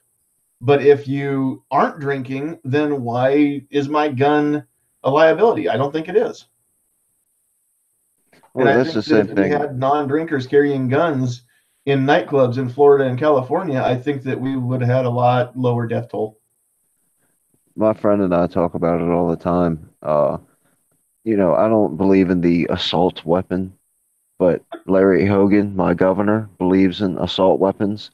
So my AR-15 is an assault weapon. Not because I said so, because he says so. And he's got the power to put me behind bars for disagreeing with him. And I know, not disagreeing with him, but going against, if he set a law down that says that's an assault weapon, or you can't carry your gun here, and you do that, he's going to put you in jail. Absolutely. Absolutely. All right. I think we have probably exhausted most of these topics. I think we're going to kind of wrap things up. So we lost AA. We don't have armament and axes anymore with us. I didn't know if he was going to pop back in. So AA, if you catch this or if you're still listening, thanks for joining us. Always a pleasure to have you sound off. We're going to let everybody go back through and have any closing thoughts and any shameless or maybe not shameless plugs for your channel and your shows. We'll start from one end of what I'm looking at here. We'll start off with Zorro this time. What's up, guys? I'm not making any videos right now. College, life, Gavin Newsom. But I really do want you guys to support it too. Go join gun channels. Go to GunTube. Support Sandhills. Support Caliverse 32 Special, and support everyone on this panel. Really, bunch of great guys over here. Help these guys out. Awesome. Thanks for joining in. Thanks for there, Zorro. Thanks for contributing. All right, Squibload. Good show tonight. Good panel. Last night on Lock and Load, we had a good show and a good panel. So I'm hoping for a good show and a good panel tomorrow on Rick's Life as I See It. Everybody have a good night. All right, and everybody go check out Rick if you haven't done that. He's got some really great shows over there.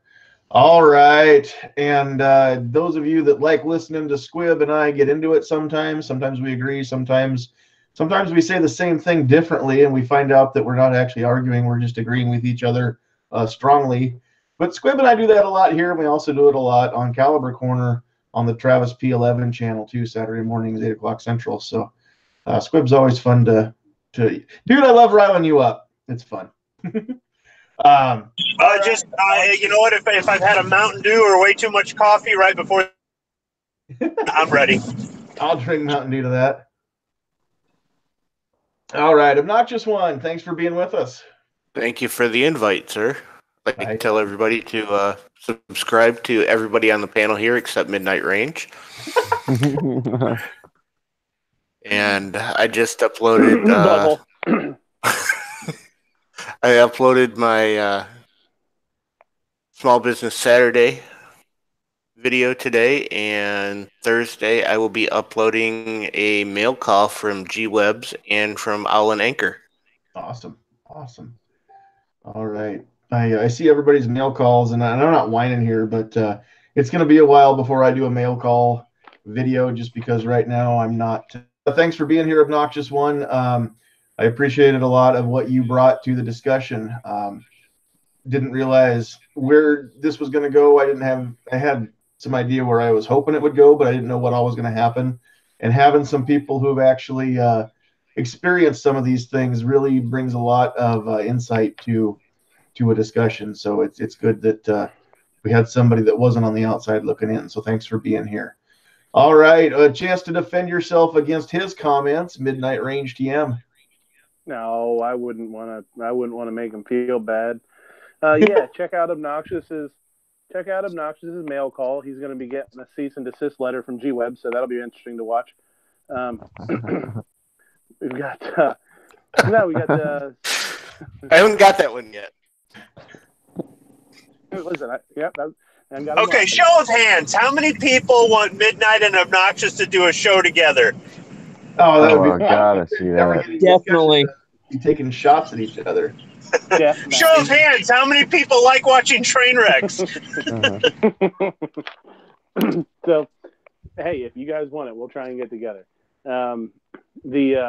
Check out last week's show. Just like you guys said, Sunday night, 10:30 Eastern, the closer. Pretty good show this week. And then I just threw out a video. When the hell did I do that? Last night. Just featuring one of my rifles that I have. It's a cool World War II 8mm that's been in my family for a long time. It's really interesting. It's a little bit long, but there's a little bit of history behind it, and I think it's pretty interesting to watch. It's a pretty rare rifle, so that's pretty cool. Cool. Other than that, check out gunchannels.com. Spend some dough on gear websites and CloverTac and Ghost and all those guys that are selling swag. Keep everybody moving and grooving. And check out Patreon for everybody, man. We really appreciate the support monetarily, but we also support. Appreciate the support in the comment section. So leave some comments, leave some kind words. And if you see Obnoxious out there, don't be afraid to flag him because he's a meanie face. Stinky McStink face. All right. Thanks for being here, Midnight Range. Jim Burgess. Thanks for the invite, man. It's a good discussion tonight. Always. Anything you need to plug? Shows coming up or videos coming up from your channel? Maybe in the spring at this point. You know what I think you ought to do is, instead of just being on Facebook, I think you should make a how-to video on that gumbo and post that up. I could do. Not knowing anything about gumbo, it looked like, if you're into that sort of thing, it looked like it was super, super good. So, it was good. It's a Travis. There he is. Travis can probably talk to this. It can be a lengthy process, especially if you make your own stock, you make your own rue and the whole nine. It's a good way to spend a Black Friday instead of fighting the crowds. That sounds like a couple different videos there: how to make your stock, how to make your roux, how to make your gumbo, and then another video about how good it was. Yep. Well, I did.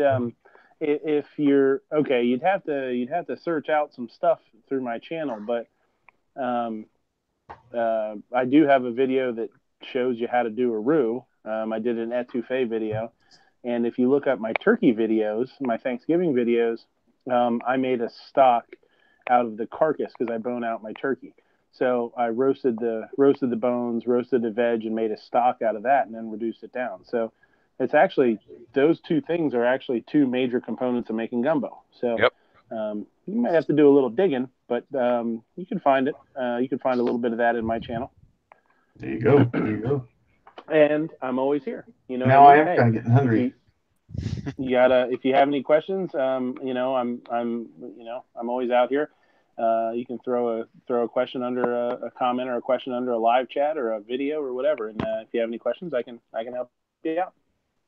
Cool. All right. Well, thanks for both of you guys for being here. Kingpin, David Bowling, you've been with us a long time now, and you're starting to do some videos, go live a little bit here. This is kind of cool to watch. Yeah, I've given it my little swing at the bat and see how it turned out. The last one was a little bit better than the first one.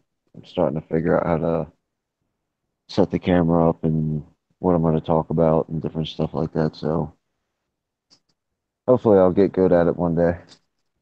That's all that there is to it, is just the more you do it, the easier it gets, the more comfortable you get. And it gets easier from there. So thanks for all the stuff that you're contributing to the cause and getting the word out there. And that last live video, was that yesterday that you went live? I didn't catch it live. I caught it on the replay. In fact, I might not have got all the way through it, but I appreciate your candor. I appreciate your honesty, your openness, and your willingness to learn. If anybody hasn't caught David's live show or live video that he made last night, you need to go and do that. And just it's okay to know what you don't know, and it's very refreshing, again, just to have that honesty and a willingness to learn and to call yourself out when you thought you knew something and then you found out maybe that you don't know as much as you think you do. So that was pretty cool of you to man up and do that. Yeah, but that's what I started this whole thing for, was just to share my experience. So it's got to be the good and the bad. That's right. We're all just a work in progress. All right. And he ducked out a couple times, but he's back with us. The Tactical Pickle, the California Cucumber, Calaveras. What's up? Not much. Good topics, good panel. I appreciate the invite.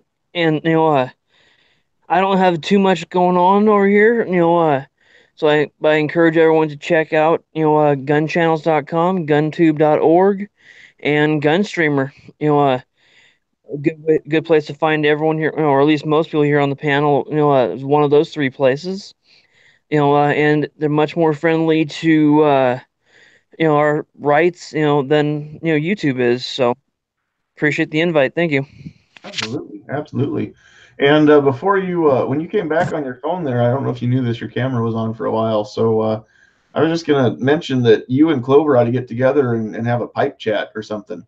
I know Clover likes to smoke a pipe every now and then too. So that or Sherlock Holmes hijacked your phone and hijacked your channel during the chat earlier, because I saw a dude walking around with a pipe. Yeah, I didn't realize my camera was on at first. I think I was unmuted at one point too, and I apologize for that. That's okay. I put you on mute. It was no big deal. You didn't interrupt the show. Just be glad he had his shirt on. I stumbled into one of his videos one time and he was there shirtless. It's not a pretty sight. Y'all don't want to see me shirtless. You all don't want to see me shirtless. I'm a fucking monkey. Oh, sorry. I'm a hairy. My buddy calls me the dog vest. We almost got through the show. Darn near. Sorry. He hit me That's all earlier. right. We might have a channel strike or something. We'll see what happens. You invite Armament Axes or Crazy Scotsman, and you get what you get. That's right. It's my own fault for giving you a link. All right, well, we are to you, AA. So, any closing thoughts and any channel plugs or show plugs or video plugs you want to make? The only thing we've done some filming where we had camera problems, bought a new camera. I think we got it worked out. We got some stuff to do. The one thing I will say to peeps is I got an email about Sticker Mule. Go here, get stickers made. You can get 50 for 19 bucks. And then there was another deal. And I pretty much got 70 logo stickers coming for about 20 bucks, 21. But see what I mean? So go to Sticker Mule, check it out. I hope they still got the deal going. I just came upon it and I went, oh, okay. Channel stickers.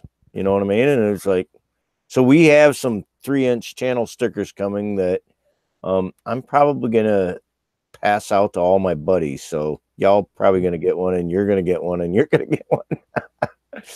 I've got a pile of stickers that were made up here locally from a shop in town that I think for $35 I got. They charged me $35 for 100, and I think they just made a full sheet, and it ended up being 112 or something when they was all said and done.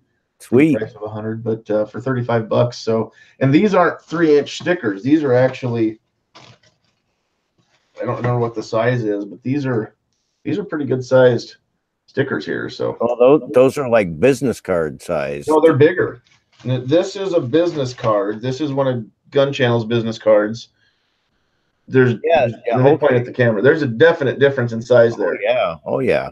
So these are, I don't remember what they are, 3 by 2.5 or something like that. Well, they had a deal on 3 by 3. Now you could say make them 3 square or 3 this or so. And our logo, if you look at it, it's round. It's 3-inch round. I said, upload the picture, our logo, and they said 3-inch, and I went, make it round. And I got the proof back, and I went, yep, boom. Like I said, they sent me the one deal, 50 for 19, and then another deal. And of course, I used my other account on Google to get the extra 10, right? Because if you do you already I'll just use the anyway. We got 70 stickers coming. The first are supposed to be here tomorrow, but got a really good deal on it. And I don't know if they're still doing it. All I can say is go check out Sticker Mule. They ain't paying me nothing. I just, wow, that cool. So that's awesome. That's awesome. We have some swag coming, stickers, and I'm gonna have a website. You want to throw it out in the chat there for people? It's stickermule.com. That's stickermule.com. Go check out stickermule.com. Like I said, we're gonna have stickers that we're gonna like pass out, like the candy at the parade, just because that's our first swag. You'll get some, Sandy. Cool. I'll throw it up on the sticker wall here. That's the next thing, is getting the patches, the Velcro patches, and they are not cheap. They're not, and that's why I don't have any yet.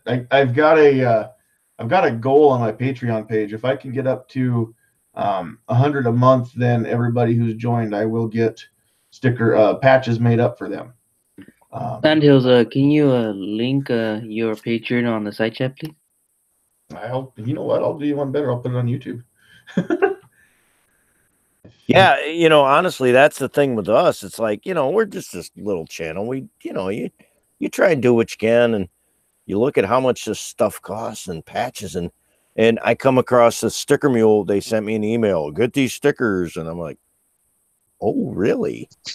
You know what I mean? It's like, oh, really? And we got them cheap, but it's one of those things, you got to watch the deals on all these things that, offer this, offer that. And you get that, because honestly, we could not afford to get the stickers we just did at their normal price. It would have been like almost $200, and we got them for like 60, 40. Awesome. Yeah, cheap. You know what I mean? It's like,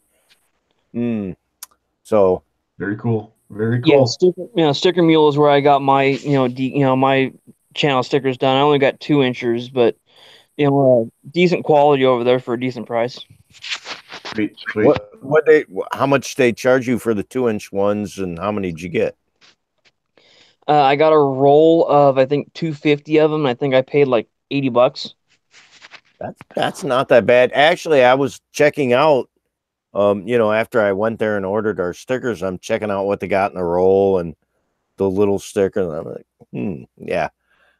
Honestly, got to watch the sales, right? It's like anything else. I'm just happy we actually have some swag coming out. I'm laughing. It's like, oh, we got some stickers. We're official now. That's how you know it, right? When you make it to a Wanamaker and you've got your own channel stickers to pass around to everybody else, then you know you're cool. I've never made it to Wanamaker. That's way down in Oklahoma. I'm way up here in Ohio, but we got some big shows up here. But like it or not, NRA annual will be an Indy, and we can say what we want about NRA, but I will be there. Me and my brother will be there. So I'm hoping that y'all can be there. That'd be great. And if it comes close, I know our governor was trying to lobby with the NRA to get the convention here, probably Omaha or Lincoln, either one. If it gets anywhere close, I would love to go to it. It would mean joining, which I don't know. I've got mixed feelings yet about renewing my membership. We let it go here after the Las Vegas thing. We've got no desire right now to give them the membership money, but at the same time, if it means that my money goes towards promoting gun safety programs and Eddie the Eagle, it's not so bad. I know that some of that money goes to ILA, but some of it goes to NRA and gets done. Really good things get done with it. So that's pretty cool too. So, yeah, A&A, I'll see you in Indianapolis. Oh, okay, cool, sweet. I honestly, Sandy, I was thinking the same thing. It's like I just got my I'm a strong supporter of GOA. But I got both the GOA and the NRA renewal at the same time, and I'm like, and what they did with the bump stock and the ATF, oh man, but what you're talking about teaching the kids and NRA safety, and I got NRA RSO range safety officer trained like last year, and that'd be cool. How do you not kind of go, look, okay, I'll spend my I just renewed for the special price. I think it was $35. You know what I mean?